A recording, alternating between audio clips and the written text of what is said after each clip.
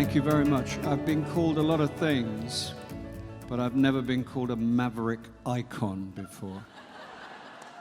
I could get used to it. There was a girl, and she was the first girl who'd ever paid any serious attention to me, and I overreacted catastrophically. And at some point she fired me after it was a brief affair, about a month I think I lasted. But in that window, she suggested that I could be an actor. She could have said astronaut, and I'd have given it a shot. And she wrote the letter and everything, and it was the first time I'd ever seen the word. I got this letter back saying you had to go audition for a drama school. And I'd never seen the word audition. I didn't know what it meant. I thought it meant you'd got in. So I went to her house and said, look, I got in. And so I was already embarrassed. And she married a sociologist from Leeds. And I ended up at a drama school not knowing quite what I was doing there, but I decided that it was better than working. Well, I was really bad at knowing what I wanted to do, but I was world class at knowing what I didn't want to do. And what I didn't want to do was I didn't want to go to the same place every day, and I didn't want to know what I'd be making in 25 years from now. So be an actor. This is the family legend. I went to the National Youth Employment with my mother, and which is what you did in those days. And I was like 15, 16, and the guy had a big book of jobs. And he said, what do you want to do? And I said, well, I thought no one had ever asked. It was a big day for me. Nobody had ever asked me what I wanted to do, And I said, I want to be an author.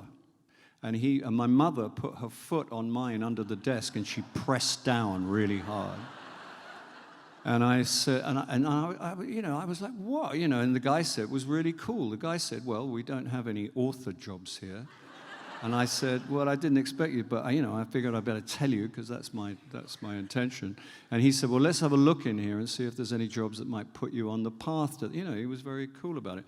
And I got a job as a messenger boy on the Field magazine, which was a hunting, shooting, and fishing thing, deep in Ainsley country, you know what I mean? And it was a very good job. I don't know why I told you that, but now you know.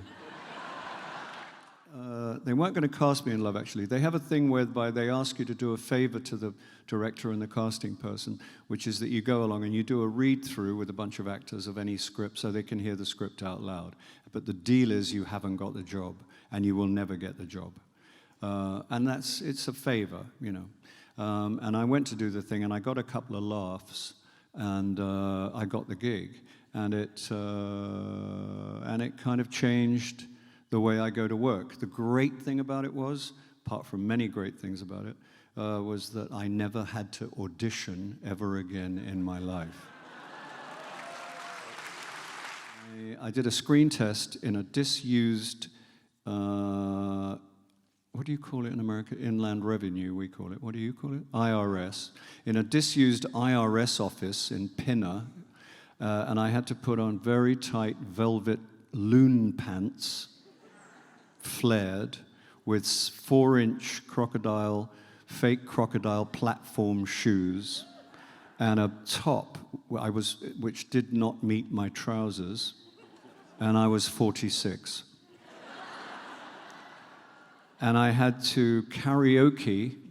I vowed I would never karaoke for anything. I had to karaoke to, guess what? Smoke on the Water by Deep Purple. Obviously. And there was just me and the cameraman and the director. And you have a choice. You either run screaming from the building, or you simulate sex with the mic stand. So I chose the latter. We lobby around the place in order to try and get extreme poverty or any kind of poverty up the agenda. I mean, that's the basic job. I keep it.